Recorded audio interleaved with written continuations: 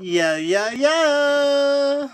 Oh, good. I love comics. What is it? Batman, Spider-Man, JLI. Of course it is.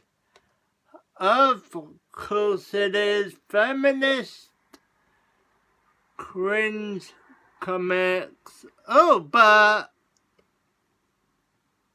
Salvation, the Amazing Atheist is. It's on the Amazing Atheist channel. That's what I mean, yeah.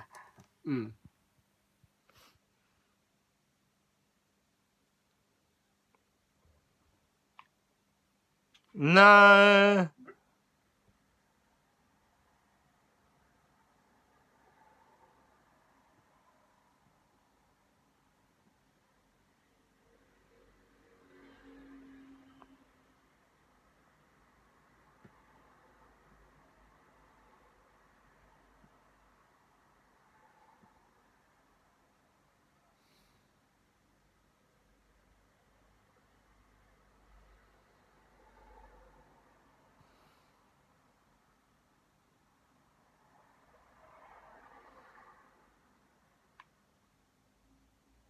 Alright, well I have reviewed some pretty heinous feminism comics for this channel.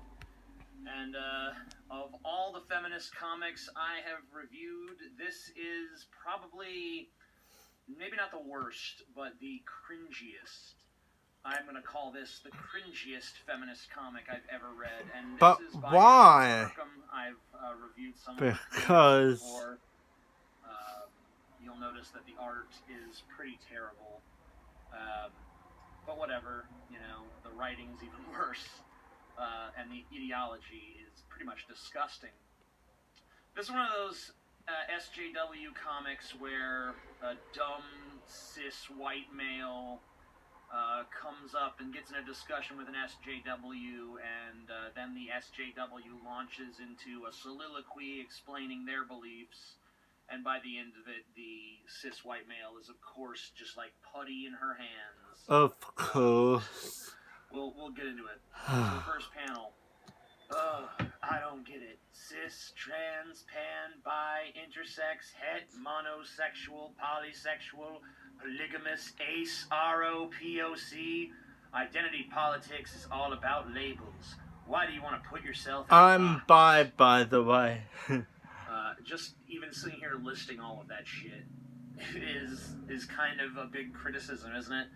See how long it took him to get through that fucking list? And that's a small fraction of the identities invented by these people so that they can feel special. So anyway, here's the response.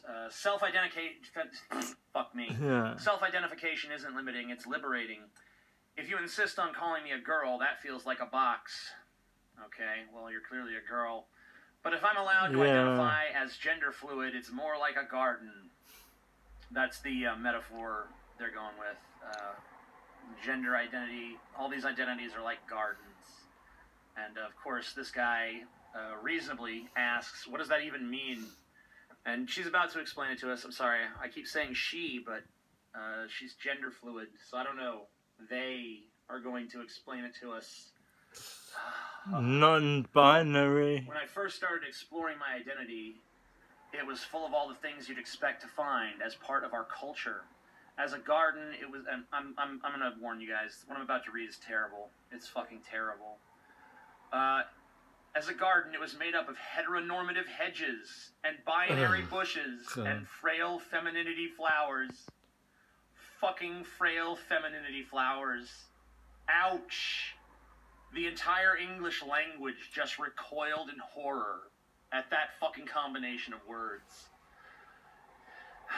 She goes on to say, it didn't feel right for me. Yeah, okay. Didn't So I started doing some right? yard work, hard work, but I guess yard work is also applicable. Cutting back or pulling out the things I didn't want and carefully planting and encouraging things that felt like they fit me better. I mean, your identity shouldn't be something that, oh, well, culture just set my identity and now I'm fucking gonna customize it. I mean, that's not how identity should work. Your identity should be something that's just rooted into you. You know, if your garden is meant to be full of all sorts of weird, crazy, exotic bullshit, then that's just how it would naturally be. You don't have to sit there and fucking cultivate it into Yeah. it, you know? Because feminism all is this bullshit, like, gay I people are think. born fucking gay. It's not because they were inculcated into straight culture and then they just fucking made some changes to their inner fucking garden and then they became gay. That's not how it fucking works. Yeah, bullshit. They were born bullshit. fucking gay. I was Your born identity is something by. you're born with. It's something that develops naturally over time. It's not something that you have to sit there and cultivate and work at. I mean, you're basically just admitting tacitly here that it's bullshit. That it's just some shit you made up to feel like a special fucking snowflake. Alright, well, she goes on to say, some people don't see any validation or appreciation for their background in the culture as a whole, so that becomes a large part of their identity. Yeah, I mean, our culture cannot simultaneously embrace everyone. I mean, I don't fucking identify with mainstream fucking American culture for the most part. I think popular music is fucking drivel. I think most of the movies that are made suck. I'm not into video games. I think our politics is fucking wretched. There's very little about American society that jives with me. I don't need to fucking have a special garden to make me feel better. I don't give a fuck. You know, just be your fucking self. Jesus. Some people are attacked for their identity. A lot of time healing and working to grow. Alright, I hate to tell you this, but taping them branches back together ain't gonna fucking unbreak them. It's not a lizard tail. It's not fucking back, alright? It's fucked. It's totally fucked. Just give up. Your identity's broken. Some identities grow rapidly because they're more supported by their environments and can overpower others if you aren't careful. Just like it would be rude to let your honeysuckle strangle your neighbor's begonias, it's also rude and can be very harmful to let your heteronormativity erase his bisexuality. What the fuck? What is your heteronormativity going to fucking do? Is it going to reach into the essence of his fucking soul and rip the bisexuality clean out of there? I'm a bisexual. I don't give a fuck if I live in a heteronormative society. The majority of people are heterosexual. What does it fucking matter? As long as they're not actively trying to fuck with me, what do I give a shit? Yeah. I mean, your identity is something internal. Why does your identity need to be validated by everything around you at all times? Isn't it enough to live in a society that accepts it? Do they have to, why do they have to fully fucking embrace it into their fucking arms and tell you what a fucking good boy or girl you are? Or a good gender fluid identity person? Aww. Come on. Grow the fuck up. It's not a bad thing to be straight or white or cis or male if that's who you are, and you've never had to question it, that's fine. I love how you act like society is just made for fucking straight cis white men. And it's just totally dominated by that, and no one else even fucking gets a word in edgewise. C-I-S. Okay, I don't know if you've been paying attention, but plenty of points of view are out there. Plenty of points of view get fucking recognition. Plenty of points of view get airtime. I know what you mean. All of America is fucking pretty much down with the LGBTQ thing. Fucking Donald Trump in his fucking speech was fucking standing by gay America. A fucking Republican went up on stage at the National Convention and got fucking a roaring cheers for saying he's proud to be fucking gay. Yeah. This is not some fucking super repressive country that's just fucking got its boot heel at your fucking neck. I get so upset about these things. Whatever. Yeah. But it is a problem when people attack someone else's identity or tell others how to manage their own identities, and it's important to respect that someone who has nurtured and cared for their identity knows what's right for them. So what if their identity is fucking horrible? What if they're a black person and part of their identity is going around saying kill fucking white people? Is it really wrong at that point for me to step in and say, excuse me, I'm gonna go ahead and disagree with you there. I don't think it's right for you to talk about killing me. I know what you mean, on the basis Atheist. of my fucking skin color. You know, if a black person wants to fucking, you know, revel in like African culture and give themselves like an African name or something, wear traditional African outfits, and they say, oh, this is my fucking identity, I strongly identify with my cultural background. I don't give a fuck about any of that. Go ahead, it's fine. No one gives a shit. No. But if they want to fucking say kill Whitey, fuck that. I got something to say about it. Yes, They go on to say, it's wonderful that we live in a world where people can explore their identities and grow into something they're happy with. It's even more wonderful when they feel comfortable enough to share what they've made with the world so that other people have the opportunity to grow from it as well. Oh my god, just fucking, why don't we all just join hands and sing fucking Kumbaya, for fuck's sake. I'm sorry, would that be appropriating some culture somewhere? I don't know who invented Kumbaya. And this shit about, oh, we're all gonna share with each other and you know, we're all gonna grow from each other's identities and stuff. That's fine, but every time people from one culture try to use shit from another culture, the SJWs are the ones leading the fucking charge. It is cultural appropriation, and it's wrong, it's bad. Fuck that shit. So, it goes on even more. When someone has an identity that is different from yours, that doesn't threaten or invalidate your identity, it just means that you aren't the same, and that's great because the world thrives on variety. I mean, okay, fine. Fine. But what happens when their identity does threaten mine? What happens when it does? That's what I want to know. And also, I don't think that me having an opinion about someone else is invalidating their identity. I mean, if someone wants to be fucking otherkin or something, like I'm a wolf inside, I can say bullshit, no you're not. But I can't take away their freedom to believe that and act that way. If that's what they want to do, that's what they're going to do. That's the very concept and fucking essence of freedom. The right to fucking choose, the right to self-determine. I can't take that away from anyone. No, my words are not capable of that. All I can say is, I think it's bullshit. I think it's silly. There's nothing wrong with me saying that. Your identity is not so fucking sacred that no one can challenge it. Nor is mine. Yeah. Okay, so finally we're on the last two panels of this wretched piece of shit. It is. The guy says, but that's still limiting. That means it's my responsibility to ensure that my gender identity doesn't overshadow someone else's and my sexuality doesn't intrude on another's. How would it, exactly? How would it do that? How would it ever?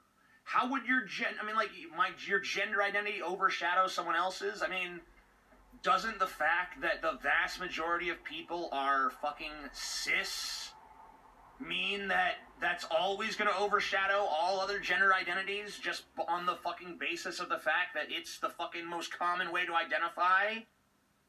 I mean, like, the majority are? The 99 whatever percent of the population can't overshadow the 0.3% that are fucking trans or some other shit. I mean, of course they're going to overshadow them, for fuck's sake. How does your sexuality intruding on other people's? I mean, that's just gibberish. That's the same logic as saying that gay people can't get married because it'll destroy straight marriage. One person's sexuality has no effect on another person's sexuality. Well, I mean, what's he going to do? He's going to be too straight around you and it's going to destroy your homosexuality or something? How does that work? I never knew this. She says, yes, just like it's my responsibility not to use my whiteness to speak over people of color. It's not a box, it's a boundary that allows other people equal room to flourish. It's not a box, it's a boundary. Guys, it's not a box. You thought it was a box? No, it's a boundary. I knew this. I knew that. A box. I'm free to talk about whatever I want. I don't use my whiteness to speak over other people. I just speak, and people choose whether or not they want to listen. If they're listening to me just because I'm white, then I'm pretty fucking disappointed in them.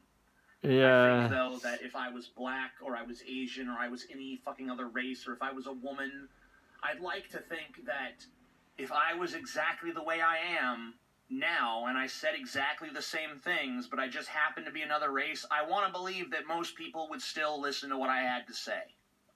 Now, maybe I'm fucking wrong about that, but I don't think I am. I don't want to stifle anyone, but getting rid of my internalized prejudice seems like a lot of work. Is this how SJWs really think the world should work? Fucking some dumb white putz comes up to him, I'm a stupid white male, and I don't understand all these gender and sexual identities you guys got going on these days.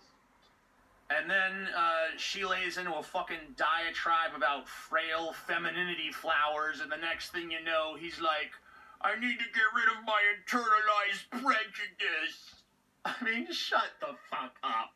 Are you fucking serious with this? She says, it is, but I can help if you'd like. Oh yes, please, guide us.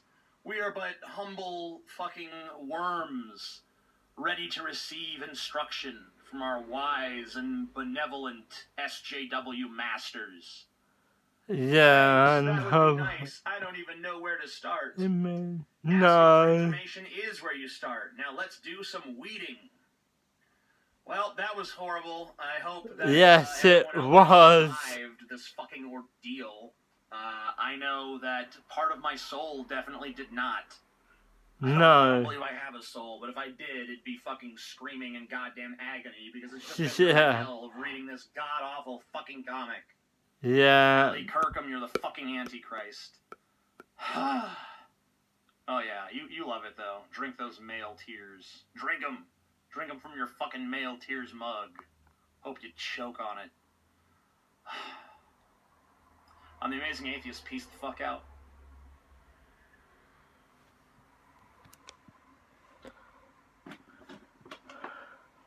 And so today I've got for you guys. Whoa!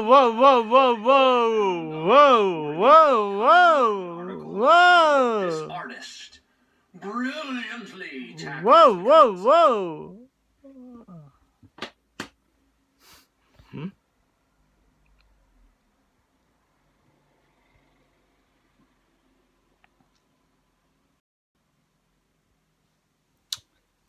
And there we have it.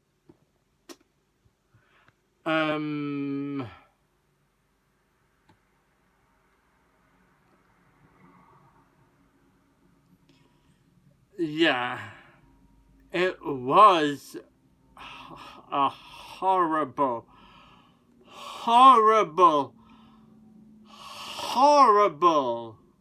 comic.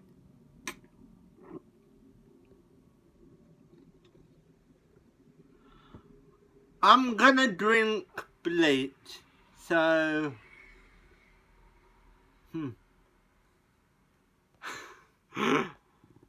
no, but seriously, like and subscribe, share,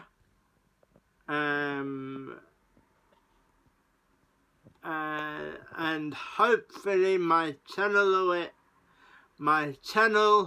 will expand, and yeah, I can give you guys better content. That's me done, and